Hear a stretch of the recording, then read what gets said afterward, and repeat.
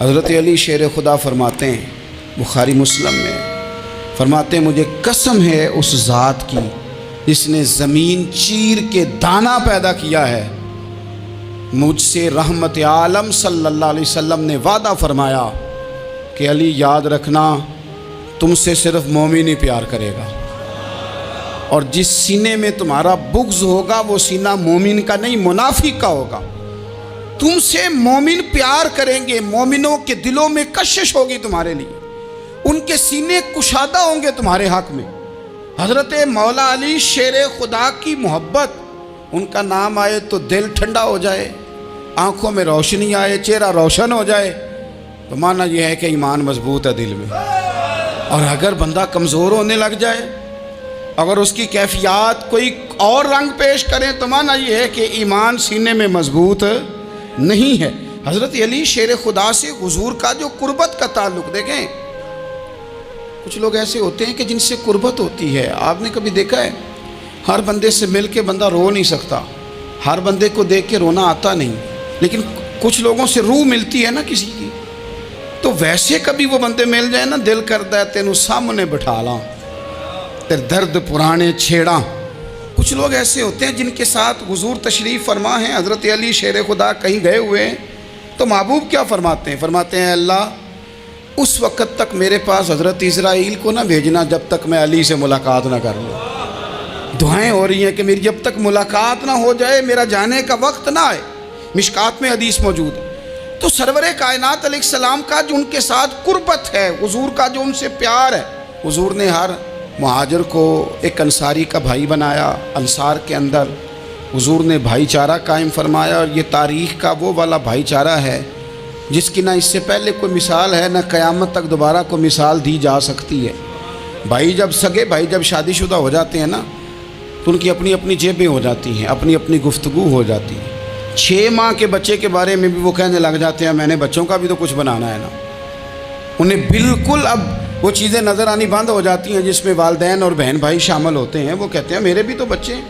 لیکن یہ بھائی چارہ مہاجرین اور انصار کا اتنا زبردست اور معنی خیز ہے، حضور نے بھائی چارہ قائم فرمایا۔ سگے بھائیوں کو وراثت دینا مشکل ہوتا ہے، بڑا کہہ رہا ہوتا ہے کمائی تو میں نے کی تھی، چھوٹا کہہ رہا ہوتا ہے کہ باہر تو پہلے میں گیا تھا، جھگڑے۔ لیکن یہ تاریخ اسلامی کا وہ بھائی چارہ ہے کہ جن میں برادری، قبیلہ، رنگ، نسل، علاقہ ایک نہیں، پر ہزاروں قومیں وجود میں آئیں، دہر میں خشک و تر کے رشتے سے ہم نے بنیاد دوستی رکھی، یاد خیر البشر کے رشتے سے۔ اور اقبال نے جن انداز میں اس مضمون کو بیان کیا ہے وہ انداز ہی نرالا ہے۔ اقبال فرماتے ہیں خاص ہے ترکیب میں قوم رسول ہاشمی، بننے میں کوئی ان کی ترکیب ہی کوئی خاص ہے۔ حضور نے بھائی بھائی بنا دیا۔ اب بھائی جن کو دینی اسلامی مذہبی بھائی بنایا ہے، وہ دوسرے بھائی کے بارے میں کیا ذہن رکھتا ہے؟ وہ کہتا ہے کہ میرے بھائی میرا کاروبار بھی آدھا تیرا، جائیداد بھی آدھی تیری، چونکہ تو میرا بھائی ہے تو تو رسی لے کے پیمائش کر لے، میں اپنا گھر بھی بانٹ کے آدھا تجھے دینا چاہتا ہوں۔ جب اس قدر زیادہ لوگوں کی نظریاتی پختگی ہوئی اور لوگ اس قدر زیادہ مزاج رکھنے لگے، تو پھر ایک خاص قربت کا ماحول وہاں نظر آیا۔ پھر وہ جو مہاجر بن کے آئے تھے اور بہت زیادہ جن لوگوں نے جہاد کیا تھا، جد و جہد کی تھی، گھر بار چھوڑے تھے، پھر ان لوگوں کو زیادہ دشواری نہیں ہوئی، زیادہ آزمائش نہیں ہوئی دل لگانے میں اور مدینے میں رہنے میں۔ بڑی آسانی سے وہ لوگ وہاں رہنے لگے، اور بڑی جلدی ان کا مدینے سے اور اہل مدینہ سے پیار بڑھ گیا۔ تو میرے عزیز بھائیوں، حضور نے ہر انصاری اور مہاجر کو ایک دوسرے کا بھائی بنا دیا، سب کو بنا دیا۔ حضرت علی رہ گئے، اب یہ تو دونوں مہاجر ہیں، حضور بھی مکہ شریف سے آئے ہیں، حضرت علی بھی، بظاہر تو دونوں مہاجر ہیں، اگرچہ ساری زمین کے مالک رسول پاک ہیں، سب کو بھائی بھائی بنا دیا۔ تو اب ہر بندے کو بھائی مل رہا ہے، اور بھائی بڑے پیارے ہوتے ہیں۔ میں کئی دفعہ کہتا ہوں کہ بھائی بڑے پیارے ہوتے ہیں، کچھ قدورتیں دنیاوی طور پر معاذ اللہ دلوں میں آ جاتی ہیں، لیکن بھائی کا درد جو بھائی محسوس کر سکتا ہے وہ بھی دوسرے کو محسوس نہیں ہوتا۔ تو حضرت علی جب کسی کے بھائی نہیں بنائے گئے تو رو ہی پڑے۔ اتنے دلیر بندے تھے، پر بھائی کی ضرورت بندہ اتنی محسوس کرتا ہے۔ اس کو بھائی سے لگاؤ اتنا زیادہ ہوتا ہے کہ مولا علی رو پڑے، مشکات میں موجود روئے۔ حضور نے فرمایا کیوں روتے ہو؟ عرض کی حضور آپ نے سب کو ایک دوسرے کا بھائی بنایا ہے، میں رہ ہی گیا ہوں، مجھے کسی کا بھائی نہیں بنایا۔ اب وہ آنسوؤں میں لپٹی ہوئی وہ بات حضرت علی نے عرض کی تو محبوب نے فرمایا علی انت اخی فی الدنیا والآخرہ، فرمایا علی تو میرا بھائی ہے، اور نرا دنیا میں نہیں، تو دنیا اور آخرت میں میرا بھائی ہے، تو میرا بھائی ہے دنیا میں بھی اور آخرت میں۔ تو حضرت مولا علی شیر خدا کرم اللہ تعالی وجہہ الکریم کے جو فضائل ہیں، جو ان کے خصائص ہیں، ان کی جو فضیلت کی باتیں، میں نے جیسے کہا کہ انہیں بڑی زیادہ دلچسپی تھی میدان جہاد سے، شوق شہادت ان کا دیدنی تھا۔ ایک موقع پر نبی پاک صلی اللہ تعالیٰ علیہ وسلم نے ارادہ فرمایا کہ حضرت علی کو اپنا نائب بنا کے مدینہ منورہ میں چھوڑ کے جایا جائے۔ محبوب کریم علیہ السلام جب بھی تشریف لے جاتے تھے تو کسی ایک کو نائب بنا کر مدینہ منورہ میں چھوڑ جاتے۔ حضرت عبداللہ ابن مختوم رضی اللہ تعالیٰ عنہ کو بھی ایک دفعہ حضور چھوڑ کے گئے، تو ایک جنگ کے موقع پر محبوب نے حضرت علی شیر خدا سے کہا کہ آپ کو میں اپنا نائب بنا کے یہاں چھوڑ کے جاتا ہوں۔ یہاں لوگ جان چھڑاتے ہیں، کام کا جب وقت آتا ہے، میدان میں نکلنے کا وقت آتا ہے تو جان چھڑاتے ہیں، اور وہ کہتے ہیں کہ باقی سارے کام لے لو، جب وقت مشکل آئے تو پھر ہمیں کام نہ بتاؤ۔ اب مشکل وقت ہے، جہاد میں جانا ہے۔ حضرت مولا علی شیر خدا کرم اللہ تعالی وجہہ الکریم کو حضور نے فرمایا کہ اس دفعہ میرا ارادہ بنا ہے کہ تمہیں چھوڑ کے جاؤں۔ تو حضرت علی کو چھوڑ کے جایا جا رہا ہے، ان کو مدینے میں رہنا ہے، میدان میں نہیں جانا۔ عام آدمی کتنا پسند کرتا ہے کہ میں آرام سے رہوں گا، لیکن حضرت علی کو اتنا شوق تھا میدان جہاد کا، اتنی تڑپ تھی ان کے دل کے اندر کہ عرض کرنے لگے یا رسول اللہ صلی اللہ تعالیٰ علیہ وسلم، رو پڑے، کہنے لگے حضور ساری دنیا میدان میں جہاد کرے گی اور میں یہاں عورتوں اور بچوں کے پاس رہوں گا، میں یہاں عورتوں اور بچوں کے بیچ وقت گزاروں، حضور مجھے لے کے جائیں۔ تو وہاں بھی حضور نے محبت کی بات سمجھائی، فرمایا علی جب حضرت موسیٰ کوہ طور پہ گئے تھے تو اپنے بھائی جناب ہارون کو چھوڑ گئے تھے، تو تم بھی تو میرے لیے اسی طرح ہو نا جس طرح موسیٰ کے لیے ہارون تھے۔ لیکن فرمایا یہ یاد رکھنا میرے بعد نبی کوئی نہیں، حضرت موسیٰ بھی نبی ہیں اور جناب ہارون بھی نبی ہیں علیہم السلام، لیکن وہ انہیں چھوڑ کے گئے تھے، میں تمہیں چھوڑ کے جا رہا ہوں۔ ایک بات اپنے ذہن کے اندر بٹھانا کہ میرے بعد کوئی نبی نہیں آئے گا۔ تو عزیز بھائی حضرت مولا علی شیر خدا کا جذبہ جہاد، اچھا پھر میں نے دیکھا ہے جس زمانے میں اور آپ رہ رہے ہیں، اس زمانے میں لوگ کمزور ہوتے جا رہے ہیں نفسیاتی طور پر، ڈری ڈری سی باتیں لوگ کرتے ہیں، سہمے سہمے سے جملے بولتے ہیں، اور یہ ہر بندے کا اپنا الگ ڈر ہے۔ دانشوروں نے لکھا ہے کہ غریب آدمی کا ڈر تھوڑا ہوتا ہے، اور جو اونچے عہدے پہ چلا جائے اس کا ڈر، یعنی زیادہ ہاتھ اپوزیشن کے نہیں بندے ہوتے، حکومت کے بندے ہوئے ہوتے ہیں۔ لوگوں کو ساتھ لے کے اپوزیشن نے نہیں چلنا ہوتا، حکومت نے چلنا ہوتا ہے۔ تو حکومت میں جب لوگ ہوتے ہیں تو ان کے اندر کمزوری آ جاتی ہے، جب آپ بڑے عہدے پہ چلے جاتے ہیں تو آپ کی مجبوریاں بھی بڑی ہو جاتی، ہر آدمی کہیں نہ کہیں کمزور پڑتا ہے۔ اور ہمارے ہاں تو لوگ ذرا بیمار ہو گئے تو گئے، اور آج کل جو سب سے بڑا مسئلہ ہے وہ یہ ہے کہ لوگ کیا کہیں گے، اور لوگوں نے بڑے بڑے لوگوں کو پاگل کر دیا ہے، بڑے بڑے لوگوں کو۔ ہمارے علماء نے ایک بات لکھی ہے کہ ایک دفعہ نا ایک استاد صاحب سبق پڑھانے کے لیے آئے تو طالب علموں نے ارادہ کیا کہ آج استاد جی کو بیمار کرنا ہے۔ یہ جو آپ کے مشیر ہوتے ہیں نا ارد گرد، ان کی پڑتال بھی بڑی ضروری ہوتی ہے کہ یہ خبر کون سی لے کے آ رہے ہیں اور یہ کس طرح سے گائیڈ کر رہے ہیں۔ ہمیں تنقید کرنے والا بندہ اچھا تو نہیں لگتا، لیکن تنقید کرنے والے جو ہوتے ہیں وہ ہمیں نکھارتے ہیں، وہ ہماری کمزوریاں جو ہمارے اپنے نہیں نکال سکتے وہ نکال کے ہمیں بتاتے ہیں کہ تم یہاں کمزوری کر رہے، اس کا نفع ہوتا ہے۔ طالب علموں نے ارادہ کیا ایک دفعہ، یہ ہم جو اتنی زیادہ توجہ کرتے ہیں نا لوگوں کی باتوں پہ، لوگ کیا کہیں گے، میں کئی دفعہ دوستوں سے عرض کرتا ہوں زیادہ وضاحتیں نہ دیا کریں، زیادہ وضاحتیں دینے سے بھی بندہ کمزور ہو جاتا ہے۔ ہر وقت کا انداز وضاحتوں کا اور ہر وقت دفاعی محاذ پہ نہیں کھڑے رہنا چاہیے۔ وہ ارادہ کر لیا لوگوں نے، طالب علموں نے، کہ استاد جی کو بیمار کرنا ہے، تو استاد سب چنگے بھلے اچھے بھلے صحت مند آئے، کلاس میں داخل ہوئے تو پہلا شاگرد کہتا ہے استاد جی خیر ہے، آنکھیں بڑی سرخ ہیں۔ میں چل دوڑ جا بیوقوف آدمی، بالکل ٹھیک ہوں، چل کلاس میں بیٹھ چل۔ تھوڑا سا آگے گئے تو دوسرا شاگرد، انہوں نے اب 10-15 نے ارادہ کیا ہوا تھا، دوسرا کہنے لگا خیریت ہے، بڑے کمزور کمزور لگ رہے ہیں۔ اس نے کہا میں بالکل ٹھیک ہوں، کمزور کا چل دوڑ جا اپنا کام کر۔ وہ تیسرے کے پاس گئے تو کہنے لگا استاد صاحب خیر ہے، آپ کے تو مجھے ہاتھ بھی کانپتے دکھائی دے رہے ہیں۔ اس نے کہا اچھا واقعی؟ اب چوتھے نے بھی یہی بات کی، پانچویں نے یہی بات کی، تو آدھا گھنٹہ گزرا تو استاد جی کو سچ مچ بخار چڑھ گیا، تو چھٹی پہ چلے گئے۔ کیوں؟ باتوں پہ توجہ ہے نا، لوگوں کے سامنے ہم لوگوں کی باتوں کے مطابق اپنے معاملات کو ترتیب دیتے ہیں نا۔ کچھ لوگ سوشل میڈیا دیکھ کے نظریہ قائم کرتے ہیں، کچھ ہوا دیکھ کے نظریہ قائم کرتے ہیں۔ وہ قائد اعظم محمد علی جناح کی ایک بات نہیں بھولتی کہ انہوں نے کہا تھا، ہندو لیڈر جو تھا جس کو لوگ گاندھی کہتے تھے، اس سے کہا تھا تیری اور میری سیاست میں فرق ہے، تو لوگوں کا رجحان دیکھ کے فیصلہ کرتا ہے، اور میں قائد اعظم کہنے لگے میں فیصلہ کر کے لوگوں کا رجحان ادھر کر دیا کرتا ہوں۔ یہ کمال ہوتا ہے کسی شخص کا کہ اس کا اپنا نظریہ غالب آئے، بجائے اس کے کہ وہ دیکھے آج کل لوگ کیا کہہ رہے ہیں تو لہذا میں اس طرح کا ڈھل جاؤں۔ لوگ تو ایک وقت کے لیے کچھ کہتے ہیں، پھر اگلے 4 گھنٹوں میں کچھ اور کہتے ہیں۔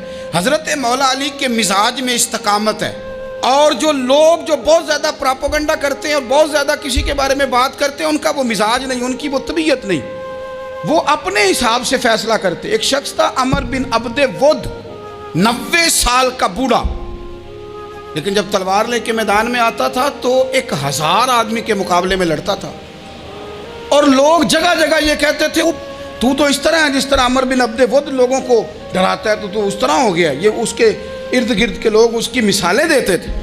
جنگ خندق جب ہو رہی تھی تو یہ مقابلے میں آ گیا، تو حضرت علی المرتضیٰ شیر خدا کرم اللہ تعالی وجہ الکریم بھی تشریف فرما تھے۔ اب پورے عرب کے اندر اس کے بارے میں یہ کہا جاتا تھا کہ اس سے نہ لڑو، وہ تو خونخوار ہے، وہ تو درندہ ہے، وہ تو جنگلی شیر کی طرح آتا ہے، وہ تو کاٹ کھانے کو دوڑتا ہے، اس سے کون لڑے؟ ایک خیال تھا۔ اور وہ پراپوگنڈا بعض اوقات اتنا زیادہ کسی کے بارے میں ہوتا ہے کہ ذہن میں بچے لوگ آتے ہیں نا بچہ دم کرانے کے لیے، تو کہتے ہیں پیر صاحب بڑا ضدی ہے، کسی کی بات نہیں مانتا، باقی بچے ٹھیک تھے، یہ تو بڑا ہی نالائق نکل آیا ہے۔ تو میں کہتا ہوں کہ آپ اس کے سامنے یہ والی باتیں نہ کریں، یہ پکا ہو جائے گا کہ میں ضدی ہوں۔ تو آپ ذہن بنا رہے ہیں اس کا کہ تو اس طرح کا ہے۔ ذہن بنا دیا لوگوں نے کہ عمر ابن عبد ود کے مقابلے میں کوئی نہیں آ سکتا۔ خندق میں یہ آیا، اس نے للکارا مسلمانوں کو، آؤ وہ تمہاری جنت کدھر ہے جس کے بارے میں تم کہتے ہو کہ ہم شہید ہوں گے، تو آؤ میرے مقابلے میں نکلو۔ جب اس نے پہلی دفعہ للکارا تو ابھی بات ختم نہیں ہوئی تھی کہ مولا علی تلوار لے کے اللہ اکبر کہتے کھڑے ہو گئے۔ حضور نے فرمایا بیٹھ جاؤ، حضرت علی پھر بیٹھ گئے۔ وہ پھر پکارا اٹھو کوئی میرے مقابلے میں، تو مولا علی شیر خدا پھر کھڑے ہو گئے، پھر کھڑے ہو گئے۔ حضور نے فرمایا بیٹھ جا۔ ایک شخص نے کہا علی یہ عمر بن عبد ود ہیں، فرمایا مجھے پتہ ہے۔ نہیں سمجھے آپ بات، میں آپ کو سمجھا کے لایا ہوں پیچھے سے کہ پراپوگنڈا کرتے ہیں نا لوگ، ہو آگے نہ جانا، یہاں کرنٹ بڑا زیادہ ہے، وولٹیج بڑے سخت ہیں، تو آگے نہ بڑھنا۔ بھائی کیا ہو جائے گا، اٹھ باندھ کمر کیوں ڈرتا ہے، پھر دیکھ خدا کیا کرتا ہے۔ حضرت علی تیسری دفعہ اس نے کہا نا ہے کوئی، تو حضرت علی پھر اٹھے۔ اب تو رسول پاک صلی اللہ تعالی علیہ وسلم نے تھپکی دی۔ بعض جگہ یہ ہے کہ حضور نے خود تلوار تھمائی، سر پہ امامہ باندھا، اور حضور نے فتح یابی کی دعا فرمائی۔ حضرت علی گھوڑے پہ بیٹھے نکلے، اور جب اس کے سامنے گئے تو جا کے کہنے لگا میرا پتہ ہے۔ حضرت علی فرمانے لگے تو اپنا چھوڑ، میرا پتہ ہے تجھے، مجھے تو جانتا ہے۔ کہنے لگا میں 1000 کے مقابلے میں اکیلا لڑتا ہوں۔ حضرت علی شیر خدا فرمانے لگے پتہ نہیں تو کن سے لڑتا رہا ہے، جانے وہ کون ہے جن سے تو لڑتا رہا ہے، وہ کون 1000 تھے جو تیرے مقابلے میں آتے تھے، پتہ نہیں۔ تو کہنے لگا میرا نام میری ماں نے عمر بن عبد ود رکھا ہے۔ فرمایا چھوڑ تو، میری ماں نے میرا نام حیدر رکھا ہے۔ کہنے لگا تیری عمر چھوٹی ہے، کوئی بڑا لا۔ فرمانے لگے یہ تو جب پنجے میں پنجہ ملے گا تو پتہ چلے گا عمر کس کی چھوٹی ہے، ابھی تو کہانیوں سے متاثر کرنا چاہتا ہے، تو چاہتا ہے کہ تو پریشر ڈالے اور میں تیری بات سنوں، تو مقابلے میں آ، ڈینگے نہ مار، کہانیاں نہ سنا، دیواریں ہلتی رہتی ہیں اور در کانپ جاتا ہے۔ علی کا نام سن کے اب بھی خیبر کانپ جاتا ہے، تو مقابلے میں آ، تو باتیں بنا رہا ہے، کہانیاں سنا رہا ہے۔